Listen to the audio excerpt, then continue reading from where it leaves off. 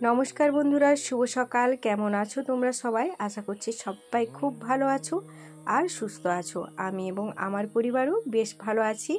আজ আবারও তোমাদের সামনে আরও একটি নতুন ব্লগ নিয়ে হাজির হলাম।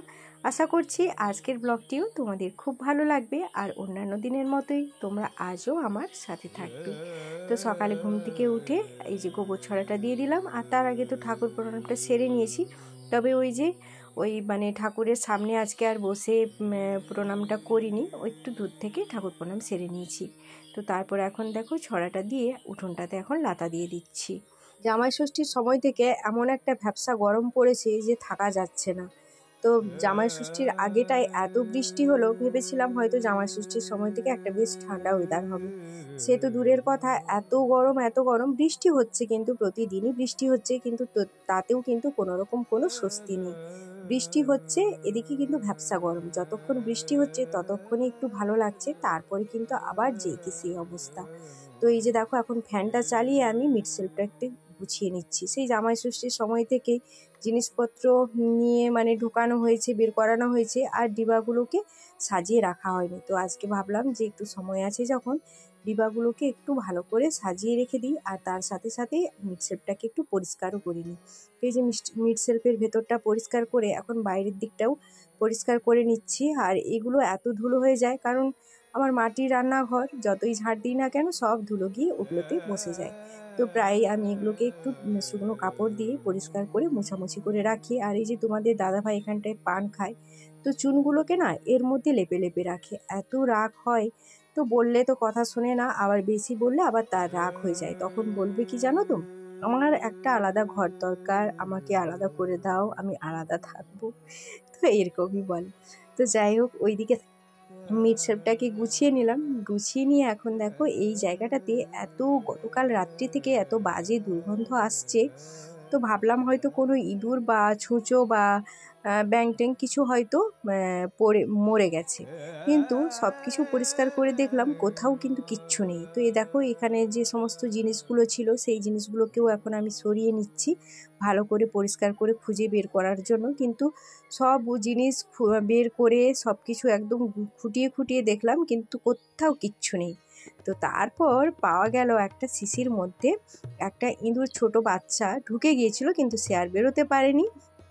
তো ওর মধ্যেই কিন্তু ও ঢুকে গিয়ে মরে একদম পচে সেটা থেকে একটা বাজে দুর্গন্ধ বেরোচ্ছিল। তো যাই হোক দেখো, ওই সুবাদে আমার কিন্তু রান্নাঘরটাও ভালোভাবে পরিষ্কার হয়ে গেল।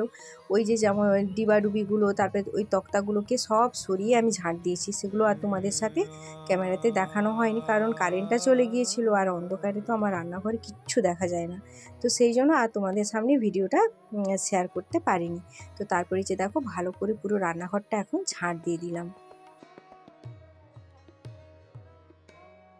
আর তারপরে যে তোমাদের দাদাভাই পান্তা ভাত খাবে বললো, তো ওকে একটু ডিম ভাজা করে পান্তা ভাত দিয়ে দিলাম। আর ও একটু মাঠে যাবে, আর এত রোদ বেরোচ্ছে, তো তার জন্য একটু সকাল সকালই খেয়ে মাঠে যাবে। আর এইদিকে আমি ঠাকুমাকে গ্যাসের ওষুধটা সকালে দিতে ভুলে গিয়েছিলাম, তো এখন ঠাকুমাকে গ্যাসের ওষুধটা দিয়ে দিলাম। তো তারপর ঠাকুমাকে খেতে দিলাম, ছেলের জন্য খাবার রেডি করলাম। তারপর এই যে আমি এখন মুড়ির চাল চালবো। তো শরীরটা একদমই ভালো নেই, সত্যি কথা বলতে সেই জামা ষষ্ঠীর সময় থেকেই না এতটা পরিশ্রম হয়েছে, শরীর আমার খুবই খারাপ। তো এই যে দেখো উবুহে আমি বসতেই পারলাম না, আমাকে আবার সেই বাবু হয়ে বসে চালগুলো চালতে হচ্ছে। প্রচণ্ড কোমরে ব্যথা, আর এই কোমরে ব্যথা নিয়ে কাজ করতে এতটাই কষ্ট হয়, প্রচুর কষ্ট হয় আমার। কিন্তু সব দিনেরই এটা সমস্যা, কোমর আর পা। তারপর যখন পিরিয়ডস হয় তখন তো আরও বেশি এটা সমস্যা দেখা দেয়। তো যাই হোক, শরীর খারাপ হলেও তো কিছু করার নেই, সংসারে কাজকর্মগুলো তো করতে হবে, না করলে আর কী করবে। আর তাছাড়া মুড়ির চালটা যদি না আমি এখন থেকে ধুয়ে রাখি, তাহলে কিন্তু আবার যদি বৃষ্টি শুরু হয়ে যায় তাহলে আর চাল শুকোবে না, তখন আবার একটা সমস্যায় পড়তে হবে। যদিও এখনও মুড়ি আছে, 4 ডিবা মতো মুড়ি আছে, তবু আগে থেকে সংরক্ষণ করে রাখাই ভালো। আর ওইদিকে ছেলে এখনও ঘুমাচ্ছে, তো ছেলেকে ডেকে ডেকে তুলছি। এখন প্রায় 8:30 মতো বাজে, এখনও পর্যন্ত ঘুমোচ্ছে। সত্যি এগুলো দেখলে না আমার একদমই সহ্য হয় না। আবার কিছু করার নেই, দেখতেও হয় চোখে। তো এখন পড়াশুনো নেই, স্কুল নেই, কিছু নেই, তো কি করবে, সারা দিন শুধু ওই ফোন ঘাঁটছে আর ঘুমাচ্ছে, এই সব হচ্ছে আর কি। আর তারপর দেখো এই যে চালগুলো আমার সব চালা হয়ে গেছে। আর ওই যে সেরের মধ্যে দেখতে পাচ্ছ যে ওইখানে এই যে ভাঙা চাল কতকগুলো বেরিয়েছে। তো এইগুলো থাকলে অসুবিধা কিছু হয় না, কারণ এখন তো আমরা ওই মেশিনে ভাজি, কিন্তু কি বলো তো এই ছোটো মুড়িগুলি আবার আমাদের বাড়িতে কেউ খেতে চায় না। তো সেই জন্য সেই ভেজে নিয়ে এসেও নষ্ট করা হয়। তো তার জন্য ভাবি যে আগে থেকে যদি আমি ওইটাকে চেলে বের করে রেখে দিই, তো তাহলে গরুর জন্য একটা জাউলি হয়ে যাবে, গরুর খাবার হয়ে যাবে। তো সেই জন্য আলাদা করে বের করে নিলাম। আর এই যে চাল 20 কেজি চাল চাললাম, তো আজকে 10 কেজি চাল ভিজিয়েছি আর কালকে আবার 10 কেজি চাল ভিজাবো। তো ওইদিকে চাল ভিজিয়ে অনেকগুলো কাজ সেরে এখন চলে এসেছি সজ্জা রান্নাঘরে। তো ভাতটা আমার আগেই হয়ে গেছে। আর এখন দেখো এই যে কুঁদরি ভাজা করছি। আর ভাই পুকুর থেকে মাছ ধরে নিয়ে এসেছে, মাছের ঝোল করব। আর এই যে মিষ্টি কুমড়োর একটু ঘন্ট করব ছোলা দিয়ে। সমস্ত সবজি কেটে একদম ধুয়ে মশলা টশলা রেডি করে নিয়েছি। আর কুমড়োর বীজগুলো ভাজবো মায়ের জন্য, শাশুড়ি মা খেতে ভালোবাসে। আর এই যে দেখো পুকুর থেকে কাতলা মাছ, ছোট ছোট চারা মাছ ধরে নিয়ে এসেছি। তো এদিকে কুঁদরি ভাজাগুলো হচ্ছে, আর তার সাথে আমি আলুগুলোকেও দিয়ে দিয়েছি একসাথে যাতে ভাজা হয়ে যায়। কুঁদরি ভাজা করে আমার কুমড়ো ঘন্টটাও হয়ে গেছে। আর তারপর এই যে দেখো মাছগুলো ভাজছি। তো এই যে বসে বসে আমি যে রান্না করছি না, আমার কিন্তু ভীষণ কষ্ট হচ্ছে, মানে কোমরটাতে খুব ব্যথা করছে। তো সেই জন্য মানে কিছু ভালো লাগছে না যে ভিডিওটা করব বা ভিডিওটা তোমাদের সাথে শেয়ার করব, সেটাও ইচ্ছে করছে না, একদমই কিছু করতে ভালো লাগছে না। তো ওইদিকে মাছগুলো ভাজা বসিয়ে তারপরে এই যে গ্যাসটাও মুছে নিলাম। গ্যাসটায় কিছু হয়নি, সকালবেলা শুধু একটু জল গরম হয়েছিল। আর এখন তো সকালের দিকে চা খায় না, তো চা করা হয়নি। আর ছেলের জন্য আর তোমাদের দাদাভাইয়ের জন্য একটু ডিম ভাজা করেছিলাম, তো ওই হয়েছিল। তো তার জন্য একটু গ্যাসটাকে ভালো করে মুছে নিয়ে এখন এই যে গ্যাসটাতে ওই কাপড়টা ঢাকা দিয়ে রেখে দেবো। না কাপড়টা ঢাকা দিলে আবার সেই ধুলো হয়ে যাবে। আর তার সাথে সাথে এই যে মিক্সিটাকেও একটু পরিষ্কার করে নিলাম। আর এইদিকে দেখো মাছের ঝোলটা বসিয়ে দিয়েছি, সমস্ত রান্না হয়ে গেছে। মাছের ঝোলটা হলেই রান্না আমার কমপ্লিট হয়ে যাবে। আর আজকে অনেকটাই দেরি হয়ে গেছে, এদিক ওদিক কাজ করতে গিয়ে অনেকটাই দেরি হয়ে গেছে। আর ঠাকুমার জন্য এই যে খাবারটা রেডি করে নিলাম। আর মাছের ঝোলটা এখনও ফুটছে, কিন্তু ঠাকুমার যেহেতু দেরি হয়ে গেছে, তো সেই কারণে ঠাকুমাকে আগে দিয়ে দিচ্ছে। আর তোমাদেরকে আরও একটা খুশির খবর বলি, ঠাকুমা কিন্তু এখন মানে হেঁটে চলে আসতে পারে, আমাদের এখানে এসেই বসে খায়। আগে যেমন যেখানেই থাকতো সেখানেই খাবার পৌঁছে দিতাম, এখন কিন্তু তেমনটা করতে হয় না। এখন ঠাকুমা নিজেই হেঁটে চলে আসে। আর ঠাকুমাকে আজকে দিয়েছি মাছের মুড়ো, ঠাকুমা খেতে খুব ভালোবাসে মাছের মুড়ো, তো তাই ঠাকুমাকে দিয়ে দিলাম। তো তারপরে যে দেখো সবাইয়ের খাওয়া দাওয়া শুরু হবে, তো তার জন্য এই যে থালা রেডি করে নিয়েছি। আজকে ছেলে আর ছেলের বাবা দুজনকেই কাঁচের থালাতে খেতে দিয়েছিলাম, গতকাল ছেলে বলেছিল কাঁচের থালাতে খাবে, তো তার জন্য।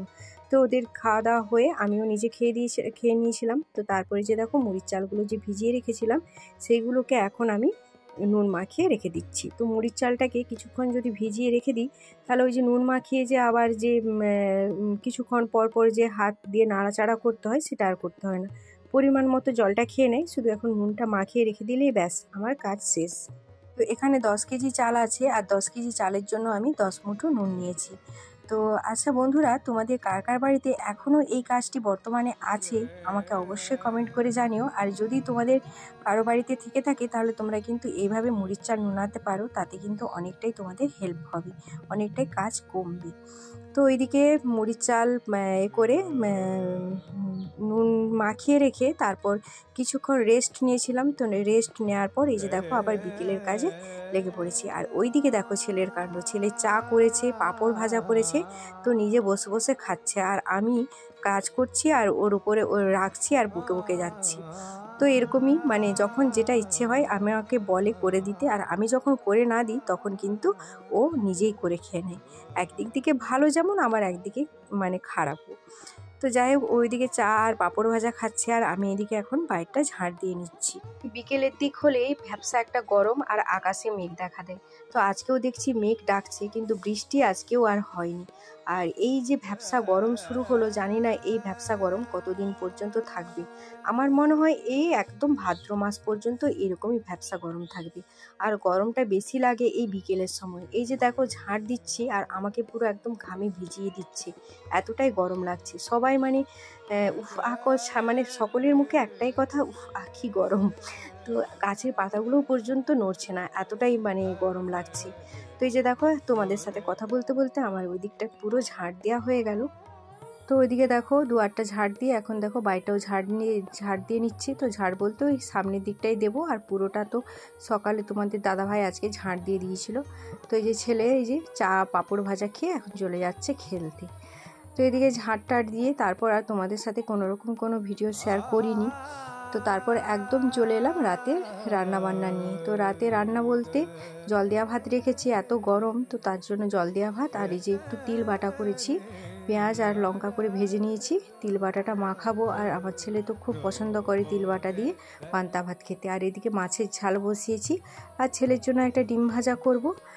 আর তোমাদের দাদাভাই এদিকে নিয়ে এসেছে অনেক সবজি, আজকে তো রবিবার যেহেতু আমাদের হাট থাকে, তো সবজি নিয়ে এসেছে।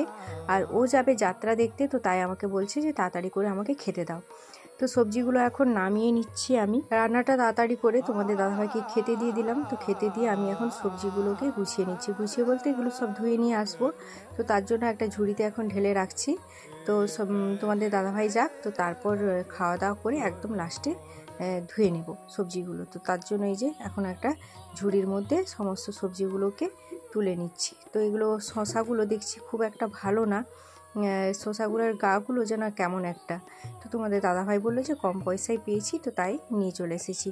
তো ওইদিকে সবজিগুলোকে রেখে এখন দেখো এই যে ছেলে আর আমি দুজনেই খেতে বসে পড়েছি। আজকে রাতের খাওয়া দাওয়াটা অনেকটা তাড়াতাড়ি হয়ে গেল, এখন প্রায় ওই 8:30 মতো বাজে। তো 8:30টার সময় আজকে আমরা রাতের খাওয়া দাওয়াটা সেরে নিলাম। তো ছেলের জন্য এই যে ডিম ভাজা আর তিল বাটা, আর আমার এই যে মাছের ঝাল বান্না আর তিল বাটা। আর এখন দেখো রাতের খাওয়া দাওয়াটা সেরে গ্যাস মুছে নিয়েছি, আর সবজিগুলোকেও ধুয়ে নিয়ে চলে এসেছি। সবজিগুলোকে ধুয়ে নিয়ে এসে এখানেই রাখলাম, বাইরে রাখলে না ষাঁড়ে খেয়ে নেবে, তো সেই জন্য এই যে ভেতরেই রেখে দিলাম। তো চলো বন্ধুরা, আজকের ব্লগটা এখানেই শেষ করছি। আর আজকের ব্লগটি তোমাদের কেমন লাগলো অবশ্যই কমেন্ট করে জানিও। তো চলো আজকের মতো টাটা, বাই বাই।